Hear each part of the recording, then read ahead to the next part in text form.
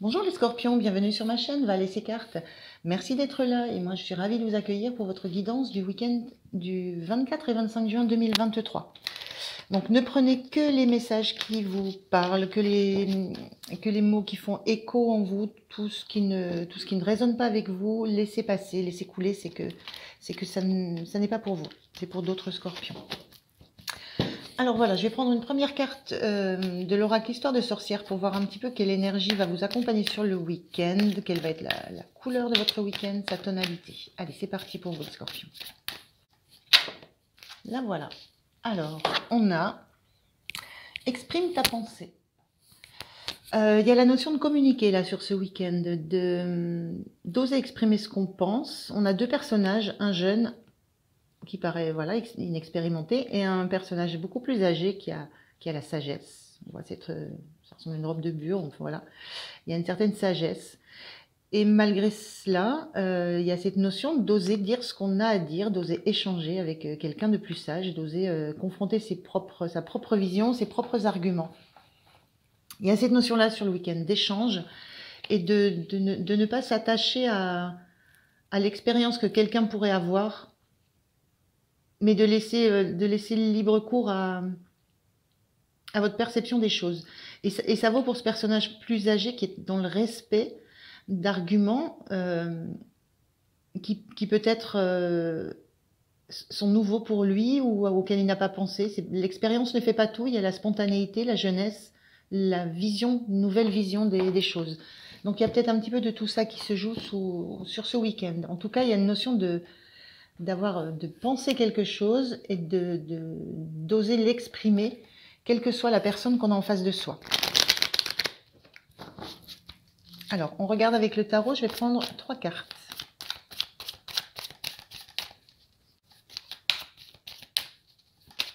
La première, on a, et la deuxième. Donc la première, on a le roi de bâton, le 7 de bâton.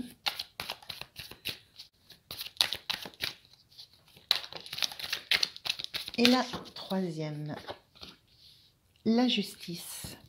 Et en dos de deck, on a le cavalier de denier. Alors, qu'est-ce que me disent ces énergies par rapport à cette notion d'exprimer ce qu'on pense?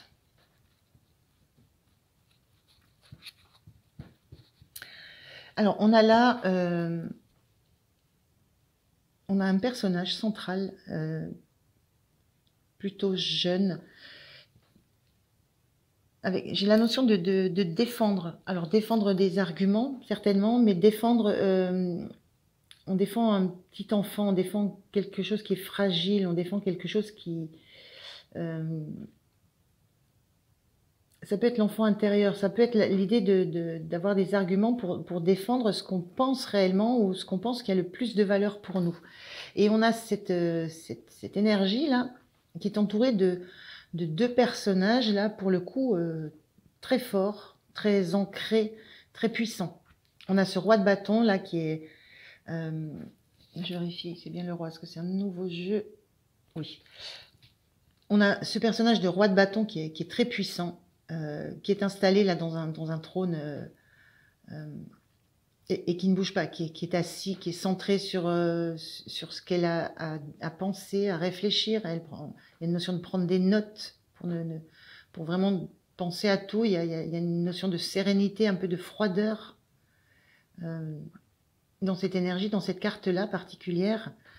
Et là, on a cette justice, cette énergie d'avoir besoin d'équilibrer. Alors peut-être équilibrer un dialogue, équilibrer une prise de position, et besoin vraiment de défendre quelque chose, de défendre. Moi, je ressens par rapport à cette carte aussi de défendre des arguments. Et chacun est focus sur ce qu'il a à dire, là pour l'instant. Et il y a cette notion d'une justice, presque en proposition de mettre chaque vision des choses dans la balance pour réussir à équilibrer un petit peu tout ça et au final peut-être à trancher sur certaines choses. Donc on ressent un côté assez passionné, assez avec un gros besoin de défendre ce à quoi on tient. Et je vois ce personnage en train de décrire. Il y a deux façons de faire, deux façons d'envisager certainement une même problématique. Et il y a besoin d'équilibrer ça. Il y a besoin de trouver... c'est pas un arbitre, mais il y a besoin de se rendre compte qu'il faut équilibrer ça, qu'il va falloir à un moment donné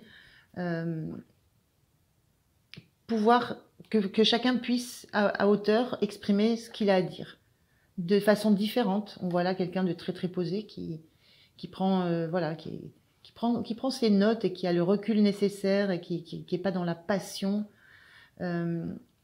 Et là, au contraire, quelqu'un qui a vraiment besoin de défendre passionnément ce à quoi il tient. Et on retrouve la jeunesse et on retrouve l'expérience, l'assise dans le positionnement.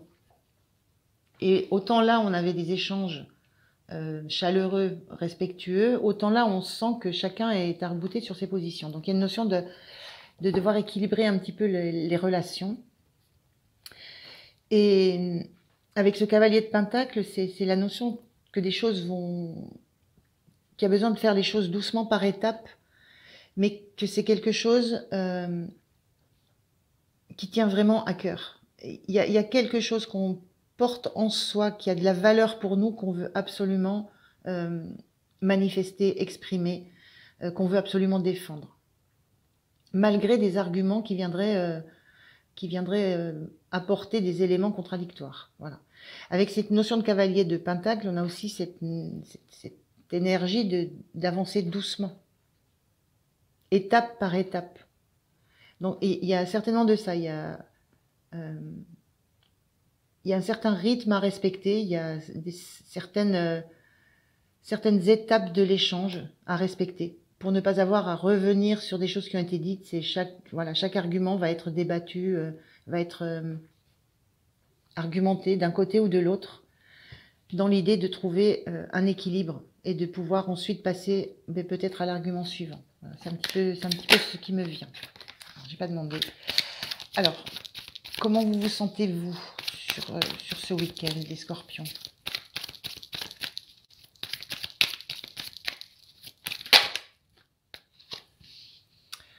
Oui, l'envie d'en découdre, je ressens ça avec ce bâton, cette nouvelle énergie tout feu, tout flamme, l'envie d'en découdre.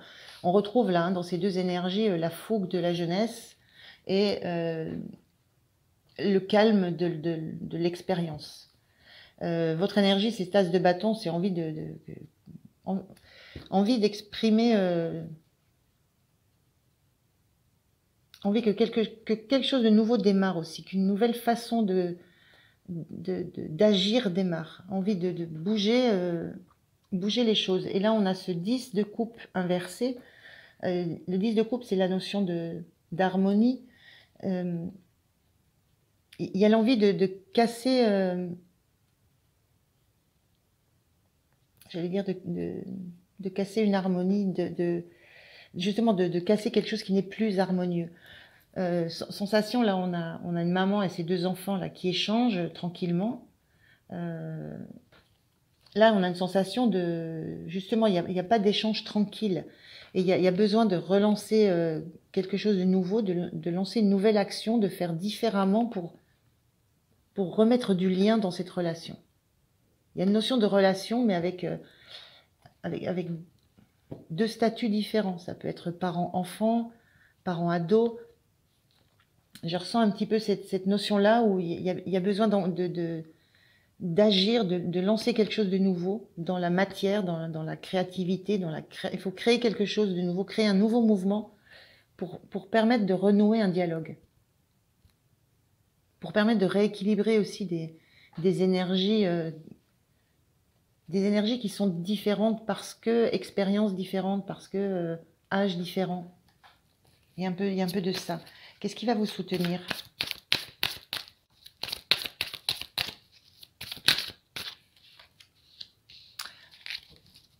Le soleil avec en dos de deck le cavalier de bâton.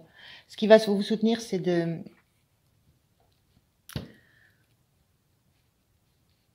d'accepter de mettre les choses en lumière, d'accepter de vous ouvrir. Alors peut-être que vous êtes un des deux personnages, hein, les énergies sont interchangeables. Donc, il y a une notion d'accepter de s'ouvrir, d'accepter d'être, de montrer à quel point à quel point on peut être passionné, à quel point ça peut nous tenir à cœur ce qu'on a envie de dire. Et ce qui vous soutiendra, c'est de ne pas aller trop vite, de ne pas. Le cavalier de bâton, c'est simple, lui, il fonce, et après, il réfléchit en général. C'est un peu ce qui se dit sur cette énergie. Donc il y a cette notion, ce qui va vous soutenir, c'est avant d'engager une nouvelle méthode, une nouvelle façon d'engager, de chercher peut-être à créer une rencontre, un temps de rencontre, un lieu où vous pourrez vous retrouver ensemble. Parce que là, on voit deux personnages fixés l'un droit devant. Il n'y a pas de lien, il n'y a pas de lien comme il se passe ici. Donc là, il y a peut-être ça à trouver. Un lieu où vous pourrez échanger peut-être. Et ce qui va vous soutenir, c'est de bien réfléchir avant d'agir, avant de parler, avant d'exprimer, avant de laisser un peu exploser ce que vous avez à argumenter. Mais c'est de le faire il y a cette notion de faire ça dans la bienveillance, on a une sensation de légèreté de confiance dans cette carte. Donc, ce qui peut être soutenant, c'est d'avoir confiance dans ce que vous allez renvoyer, dans ce que vous allez apporter comme éclairage. On est dans une notion de tournesol et de soleil, mais de le réfléchir, de ne pas avoir une spontanéité trop vive. Le point de vigilance pour vous.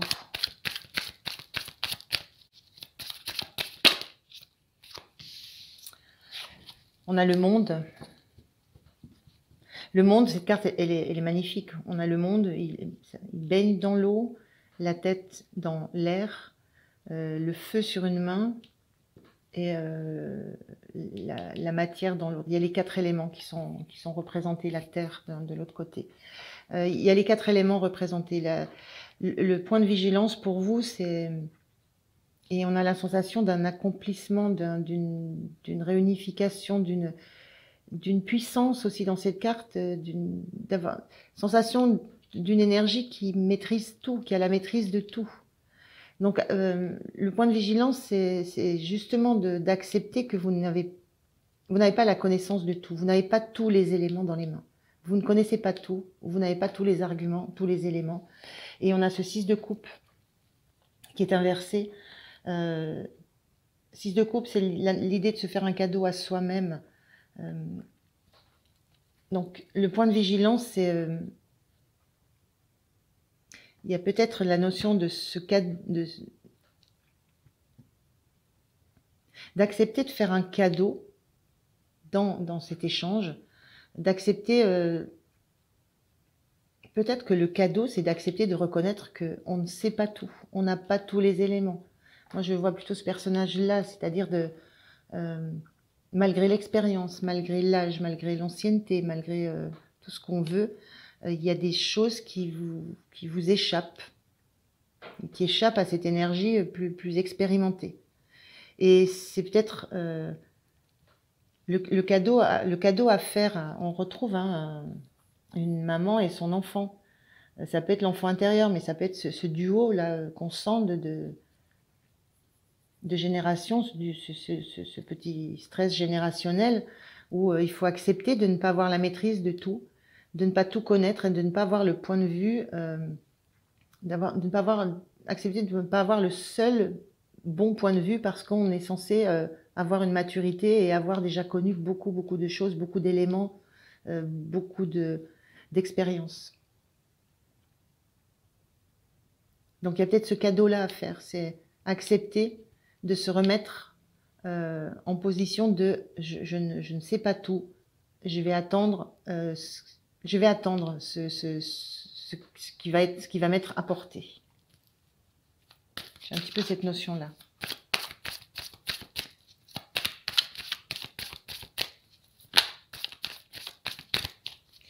J'ai vraiment la sensation que c'est un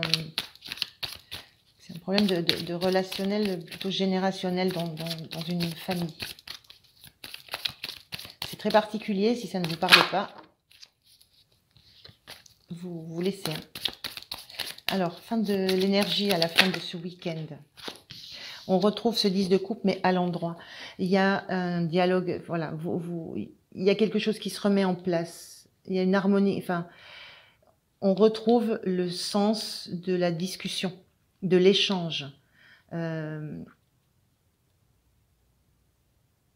Et voilà, il y a quelque chose qui s'est harmonisé. On a le magicien qui est inversé ici. L'énergie en fin de week-end, c'est cette sensation d'avoir réussi. D'avoir réussi à trouver des moyens. Alors ça peut passer par une certaine... Le magicien à l'envers, on peut parler de manipulation parce que il essaie des choses, il expérimente des choses. Donc il y a cette énergie en fin de week-end où certainement vous avez un petit peu peut-être manipulé des vérités, peut-être manipulé une personne que vous pouvez très bien connaître, hein, mais l'objectif, c'était d'arriver à renouer le dialogue. Donc, c'est quelque chose qui réussit sur la fin du week-end. On voit bien l'analogie entre cette carte-là où on échange les yeux dans les yeux, et ici, on échange les yeux dans les yeux. Alors qu'on a démarré focus droit devant soi sans s'occuper des autres. Avec donc ce besoin d'équilibrer, de retrouver une harmonie.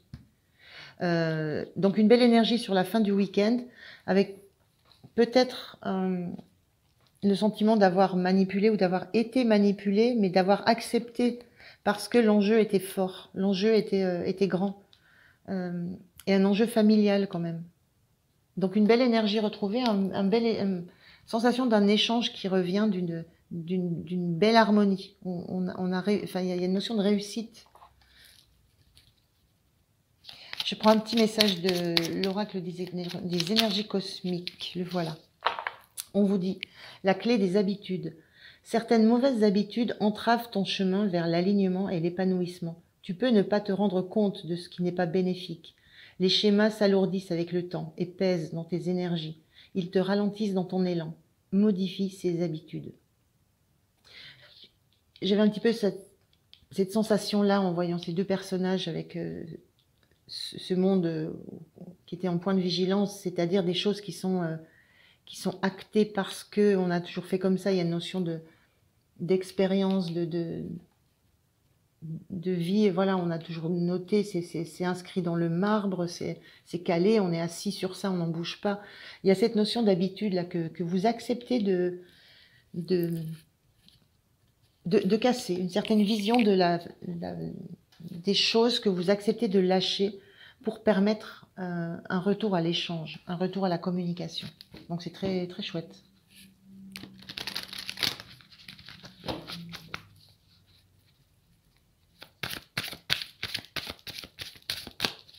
Alors, un dernier message des portes de l'âme. Merci. Je reviens sur cette carte du soleil là, qui peut aussi dire l'idée de casser des habitudes, c'est revenir à du naturel, revenir à de la légèreté, revenir à quelque chose qui n'est pas guindé. Il y a une grosse différence entre ces deux énergies-là. On a la projection. Chaque situation vous renvoie à une facette de vous-même. En changeant, votre réalité change. Et voilà, c'est ce que vous avez fait. Il y a une notion d'avoir changé des habitudes, changé un comportement, changé une habitude qui fait que la réalité a changé et on retrouve cette communication, cet échange possible. Voilà les scorpions, je vous remercie de m'avoir écouté. Je vous souhaite un très bon week-end. Pensez à liker, à vous abonner, c'est important pour moi. Et moi, je vous dis à très très bientôt. Merci, au revoir.